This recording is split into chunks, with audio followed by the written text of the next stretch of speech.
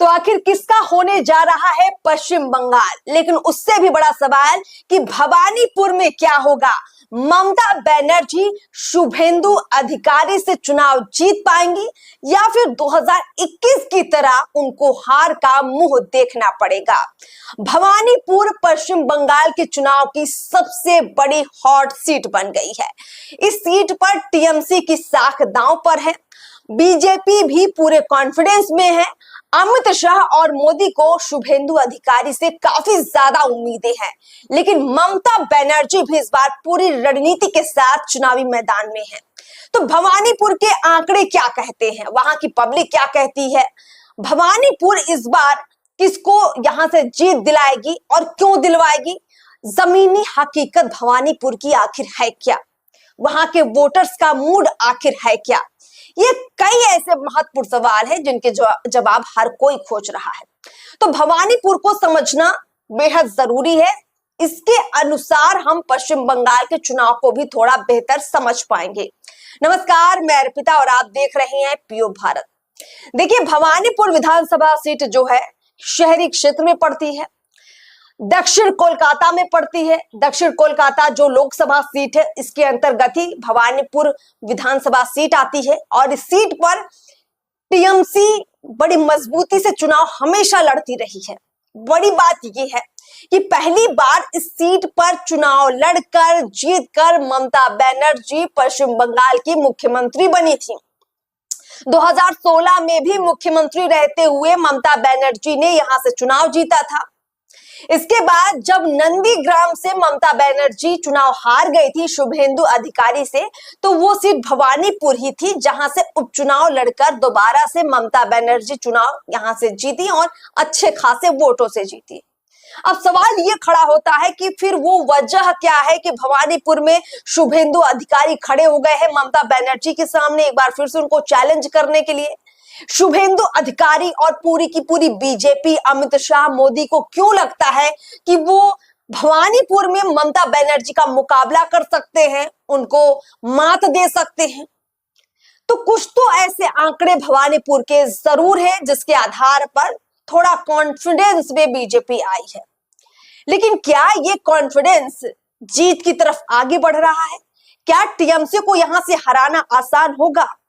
जवाब है बिल्कुल भी नहीं। भवानीपुर सीट से ममता बनर्जी को हराना लगभग नामुमकिन है। बिल्कुल ये बात कहने के लिए नहीं है, बल्कि तथ्य हैं, आंकड़े हैं, फैक्ट्स हैं एंड फिगर है। इसके आधार पर यह अनुमान लगाया जा सकता है कि भवानीपुर विधानसभा का चुनाव अपनी सीट ममता बनर्जी बहुत अच्छे वोटों से जीतने जा रही हैं। 2026 के चुनाव में उनको 2021 जैसा हाल नहीं झेलना पड़ेगा। भवानीपुर में शुभेंदु अधिकारी की करारी हार होने जा रही है और ममता बनर्जी की जीत होने जा रही है। अब ये जो बात हम कह रहे हैं इसके पीछे जो आंकड़े हैं, चलिए वो आपको समझा देते हैं। देखिए, भवानीपुर सीट जो है ऐसी सीट है जहां पर अच्छी खासी संख्या जो है मुस्लिम वोटर्स की है। लगभग 24% जो यहाँ पे वोटर्स है वो मुस्लिम मतदाता हैं और माना ये जाता है कि मुस्लिम वोटर्स ममता बनर्जी के साथ खड़े हैं बड़े मजबूती के साथ। इस बार ओवैसी जरूर आए हैं, लेकिन इस सीट पर उनका कोई जादू नहीं चलेगा। दूसरा जो फैक्ट है वो ये कि यहाँ 42% ऐसे हिंदू हैं जिन्हें आप बंगाली हिंदू कह सकते हैं, जो ममता बनर्जी को काफी पसंद करते हैं और उनके साथ खड़े नजर आते हैं। हिंदुओं को लेकर तमाम बड़े ऐलान लगातार ममता बनर्जी ने पिछले साल किए, इस साल भी किए और उसका असर भी इस सीट पर भी दिखेगा। तो जो ये 42% बंगाली हिंदू हैं, ये भी ममता बनर्जी के साथ है, ऐसा आप मान सकते हैं। तो टोटल आंकड़ा बनता है 66% का और यही वो आंकड़ा है जिसके आधार पर पूरी तरीके से ममता बनर्जी आश्वस्त है कि जीत का परचम तो यहां से टीएमसी ही लहराएगी। लेकिन फिर भी सवाल खड़ा होता है कि शुभेंदु अधिकारी को क्यों लगा कि वो इस सीट पर ममता बनर्जी को कड़ा मुकाबला दे सकते हैं। बीजेपी ने ऐसा क्यों अनुमान लगा लिया? दरअसल वजह यह है कि यहाँ पर 34% के लगभग गैर बंगाली हिंदू हैं। गैर बंगाली हिंदुओं का मतलब ये हुआ कि जो जिनका जन्म, जिनकी पीढ़ियां दर पीढ़ियां पश्चिम बंगाल की नहीं रही हो। अब माना ये भी जाता है कि ये जो वोटर है ये बीजेपी का वोटर है, ये संघ का वोटर है, और ऐसे में ये लोग ममता बनर्जी को वोट देने की जगह शुभेंदु अधिकारी को, बीजेपी को वोट दे सकते हैं।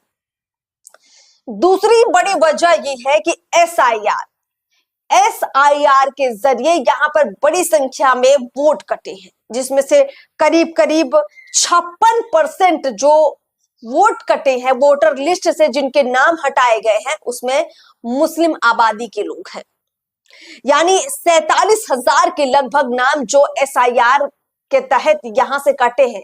भवानीपुर विधानसभा में जितने भी वोटर्स हैं उसमें एसआईआर के दौरान 47,000 वोटर्स के नाम काटे गए हैं, और इन 47,000 वोटर्स में करीब 56% वोटर्स मुस्लिम वोटर्स हैं, जिनके वोट काट दिए गए हैं।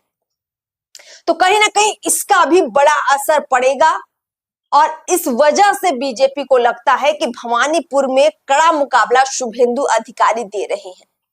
दोनों बातें ठीक लगती हैं, लेकिन इसके बावजूद जो मजबूती से टीएमसी यहां चुनाव लड़ रही है, और जो बड़ा बहुमत ये सीट पश्चिम बंगाल की, ये विधानसभा सीट ममता बनर्जी को देती आ रही है, जो साख हमेशा बचाती रही है, लगता है कि इस बार भी बचाएगी। और इसीलिए ममता बनर्जी हर खुले मंच से बड़ी ही ताकत के साथ हुंकार भर रही हैं और चुनौती दे रही हैं शाह को भी और मोदी को भी। तो भवानीपुर सीट का जो मामला है वो नंदीग्राम जैसा नहीं है। हालांकि एसआईआर में ये जो वोट कटे, इसका थोड़ा असर दिखेगा। ये भी असर दिखेगा जो बीजेपी इस बार यहाँ पर अवैध घुसपैठ का मुद्दा उठा रही है, लेकिन इसका इतना बड़ा असर नहीं होगा कि वो ममता बनर्जी को चुनाव हरा दे। इसीलिए ममता बनर्जी यहां से चुनाव जीत रही है, ये आप मानकर चलिए। नंदीग्राम का मामला काफी अलग था। देखिए, नंदीग्राम शुभेंदु अधिकारी इसलिए भी जीत गए थे क्योंकि देखिए नंदीग्राम शुभेंदु अधिकारी इसलिए भी जीत गए थे क्योंकि वो यहाँ के नब्ज को पहचानते थे। शुभेंदु अधिकारी कभी ममता बनर्जी के साथ हुआ करते थे। टीएमसी के कामकाज के तौर तरीके, टीएमसी की अंदरूनी जानकारियां, टीएमसी की रणनीतियां, सब कुछ शुभेंदु अधिकारी को बहुत बेहतर तरीके से मालूम है। और नंदीग्राम में यह भी माना जाता है कि शुभेंदु अधिकारी ने वहां के लोगों से आपसी रिश्ते बहुत बेहतर बनाकर रखे हुए हैं। यही वजह रही कि नंदीग्राम में बहुत अच्छे तरीके से उन्होंने 2021 में फाइट दी थी और 1956 वोटों से ममता बनर्जी को चुनाव हरा दिया था। लेकिन 1956 वोट इतनी बड़ी संख्या नहीं है कि आप ये मान लें कि भैया नंदीग्राम में फिर से अगर ममता बनर्जी चुनाव में उतरी तो हार ही जाएंगी। ठीक वैसे ही भवानीपुर में भी इतना कुछ बदलाव नहीं हुआ है। भले ही एसआईआर में कुछ लोगों के नाम हटे हो, भले ही वहां पर जो गैर बंगाली हिंदू हैं उनकी संख्या 34% हो, इन सब का इतना बड़ा असर नहीं होगा कि शुभेंदु अधिकारी ममता बनर्जी को यहां से चुनाव हरा दे। तो कुल मिलाकर ये मानकर चलिए कि भवानीपुर सीट जो है ममता बनर्जी की होने जा रही है, और इस सीट के जरिए ममता बनर्जी ये मैसेज भी देना चाहेंगी कि जो समीकरण भवानीपुर का है वैसा ही समीकरण पश्चिम बंगाल की ज्यादातर विधानसभा सीटों का है। और इसीलिए बढ़त में इस वक्त टीएमसी है, तृणमूल कांग्रेस है, ममता बनर्जी है, और दोबारा से वो अपनी सरकार पश्चिम बंगाल में बनाने जा रही हैं। ये दावा इतनी मजबूती से शायद इसीलिए ममता बनर्जी हर मंच से कर रही हैं। चुनाव परिणाम 4 मई को सामने होंगे और उस वक्त आप भी देखिएगा कि भवानीपुर का परिणाम क्या कहता है। फिलहाल इस एनालिसिस में इतना ही। नमस्कार।